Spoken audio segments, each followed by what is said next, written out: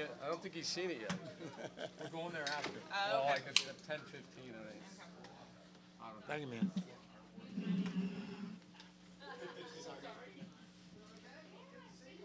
Looks like there's people everywhere. Oh, man. You're going to have a hell of a crowd. I know, it should be good. Mhm. Try. Yeah. When did you get in? Oh, we come in Thursday Okay. because of my grandson lives out here. So we spent 3 All days right. with I him. saw him at the ocean the We'll other get day. started. Good morning, everyone. We're so excited to roll into another amazing availability here in the Media Center. So this year, of course, as most of you know, NASCAR is honoring the Petty family's 75th anniversary in NASCAR. So we are so thrilled to have 7-time champion and the winningest driver in NASCAR, Richard Petty, with us today, and our general manager, Brian Flynn. And I have a feeling that we're gonna hear a few colorful stories that involve both of them. So Brian, I think you should really just kick this one off. Well, yeah, I think we wanted to honor the Petty family, the 75th anniversary of their involvement in the sport, and I had the privilege of, for I would say almost a third of those 75 years of working for, beside, and with Richard Petty himself. And to say that that's a treat or a privilege is a gross understatement. So we had some fun. We had some all the things that go along with being together for all those years, and I couldn't be more honored to be sitting here next to him and just being a part of the Petty family. Yeah, when we first started the Richard Petty driving experience, then this is a guy that ran all that stuff for all those years. So we had a lot of different deals of sort of like trying to run a racetrack. We had to go to each racetrack. He had to set up times with the racetracks and stuff, and we had to get the cars built. We had to move them around.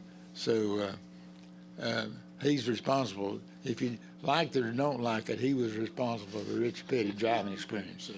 So. Yeah, the first quick funny story was when I first really met Richard and we were trying to figure out how to get going and get started. He says, I got one thing. You represent me and my name, and that's all you got to worry about. And if you do that right, the rest will take care of itself. So it's one cardinal rule. And then every time we'd go to Richard and we're growing and we're going to do this and we're going to do that, and we're talking about, are you okay with this? Are you okay with that? He's like, just go make it work. And the best thing about Richard was he just let us do our thing. But the first and foremost philosophy was protect the family name, right? That's the most important thing, because if you tarnish that image and reputation, nothing else really matters. So that was pretty inspiring. And everything I've learned, and it took a lot of people. It wasn't just Richard. Right. And Richard used to say, we talk about we're in the motorsports business, we're racing, and Richard go, Brian? When he called you by your name, he got more serious because everybody's buddy. For the first 5 years, hey, buddy, hey, buddy. So he'd say, Brian, we're in the people business. And that was the biggest, revelation, that it takes people to make the businesses and the partnerships work. And it's pretty incredible and pretty simple when you think about it, but it's often overlooked. So that's probably the most important thing that I took away from my 23 years of being with the Pettys and the Petty family. We always looked at it, always treat people the same way as you want to be treated. And that's what we try to do with the driving experience, what we try to do in all of our racing careers. My dad started this business in 49. And I came along, 59, I guess, somewhere. My son Kyle came along. He done his little deal. Adam, my grandson, came along, and it was unfortunate we lost Adam. But the big deal in the overall 75 years and stuff, with Adam, he was 19 years old, I think, when we lost him. And up until that time, him and his dad always run motorcycles. I think we got off 27, 28 years, Kyle Petty charity ride across America. But anyhow, we do that, and it's a fundraiser for Victory Junction Gang Camp. And the way the camp came about was Adam and his dad was in Florida, and they went to Boggy Creek, which was a Paul Newman hole-in-the-wall gang camp, and it's for afflicted and seriously ill kids that can't go to a regular camp. So it's a very special deal. And they wind up, the kids come from all over the country, and they don't charge them anything. We make sure they get there, make sure they get back home. And so the big deal, I think, that when I look at the Petty's 75 years of racing, I think it brought the camp into play. And I think the Petty legacy will probably be, and hopefully it'll be more around Victory Junction Camp than anything about racing. Racing just put us in a position to come out and do something like that. And it was always one of Adam's dreams. And when we lost Adam, then the family got together and said, he was really interested in this. We'll pursue that deal. And we was fortunate that at that particular time, we kind of started the foundation, started different things.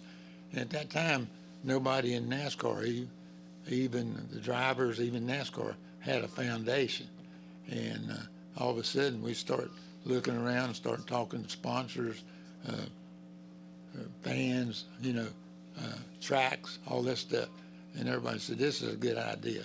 So I think that got everybody into to looking at, hey, we're in the racing business, we're in the limelight, and we can help do foundations and stuff and help different people, different situations. So, I guess that, I always say that, we had a grandson that we loved and all that stuff, but look at all the thousands of kids, and I think we've seen maybe 135,000 kids or something in 20 years. This is our 20th year.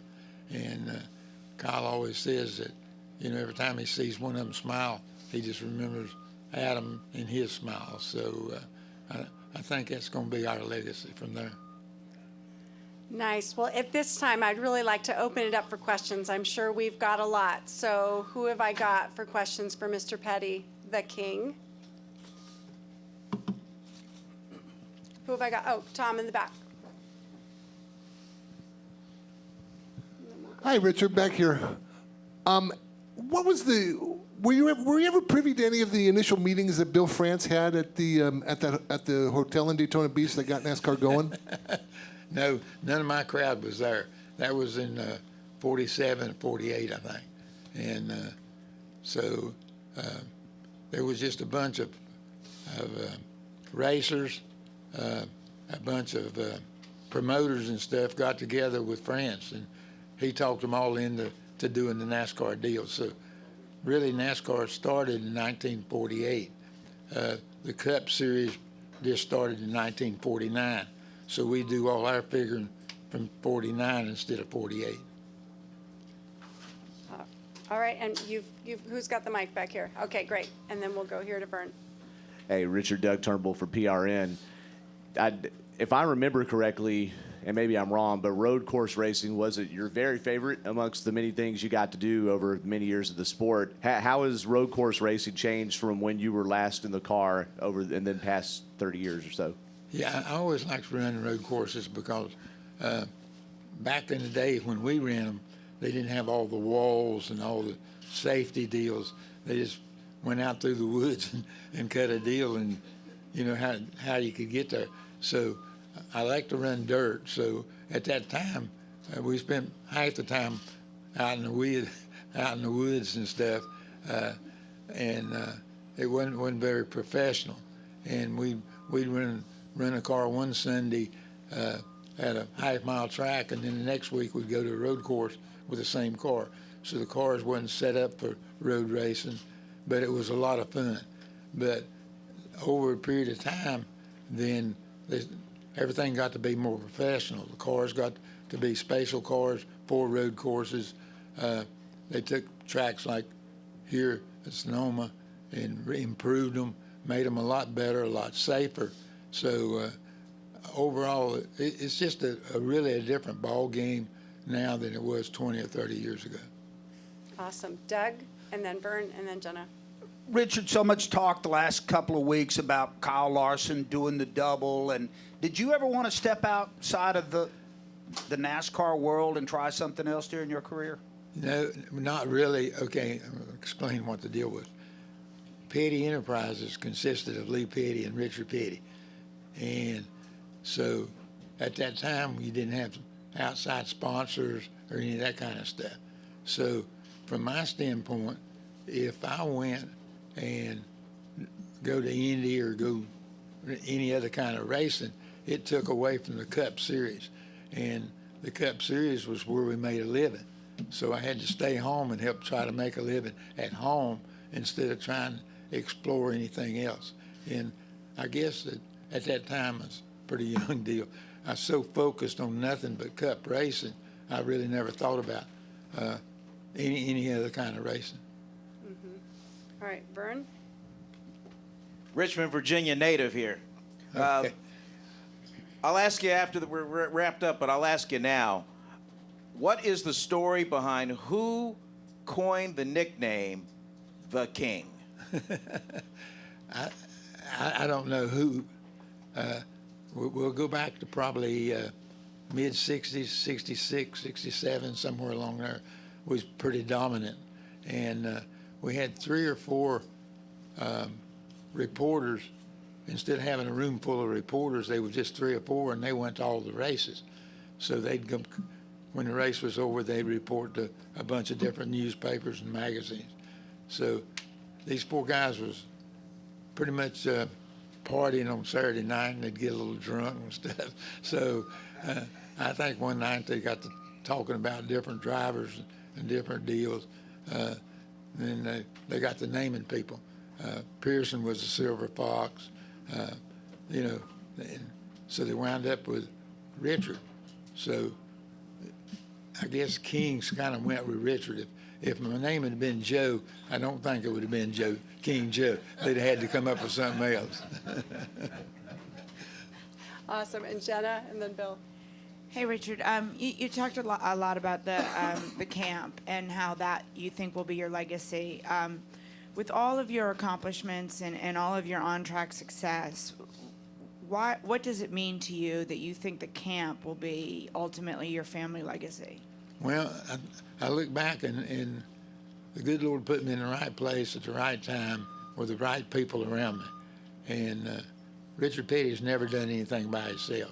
He's always had the family behind him. He's had fans behind him, sponsors, all the stuff to make it work. And so with that being said, that was the foundation for us to be able to go and do the camp. If Richard Petty or Petty Enterprises hadn't been there and had all the notoriety, then it would have been hard for us just as individuals to sit down and say, okay, we're going to start a camp, because we couldn't afford it ourselves. We had to have outside help. So it was one of the deals that once we sort of raised our hand and said, this is what we're going to do, then all the drivers got behind it. Everybody got behind NASCAR and all the fans and stuff, because it was something new and something different. And they knew it was helping kids. And again, our notoriety was through racing was what put us out there to be able to come up with a camp. But why do you hope that means more for your family name than all of your success? Well, I think everybody wants to leave a legacy of some kind. And You've done that. and I think that, and I know for sure, Peyton, that racing over a period of time will go away. It'll be different. So I think the notoriety of being with the camp is going to last a lot longer than anything that I've accomplished in racing. Thank you. Bill, for just maybe one quick question. We got to wrap it up. Yeah. You know, 75 years is a long time to do anything. Most people would want to sleep in on Sunday morning and not keep the travel schedule that you do. So, what makes you still so passionate about this? What gets you up in the morning to come here instead of relaxing somewhere? You know, I guess I look at talking about people when they retire and stuff, they sort of go away, okay? But I've always been interested in people, been interested in racing. So the racing brings me together with the people brings me together from that standpoint. And it's one of the deals where as long as I stay active, I'll be active, okay? And, you know, a lot of times I got a cabin down there on a creek or on a little lake, and people say, well, you need to, you know, just get on a rocking chair, rock in front, you know, go fishing and all that stuff. I said, that lasts for about 5 minutes. And then I say, okay, where's the next race? So, but I guess I grew up around racing, sort of like a farmer's son being a farmer. Okay, it was just an automatic deal. I never looked at going out of the racing circle, doing any other kind of business. I've been in a lot of businesses and stuff, but my main concern was always the race car, and it still is. Well, with that, we're going to end the press conference. Thank you so much. Thank you, Mr. Graham. Petty. We appreciate it. Y'all have a good day. Absolutely. I'd like to thank my mom and dad for that. All right.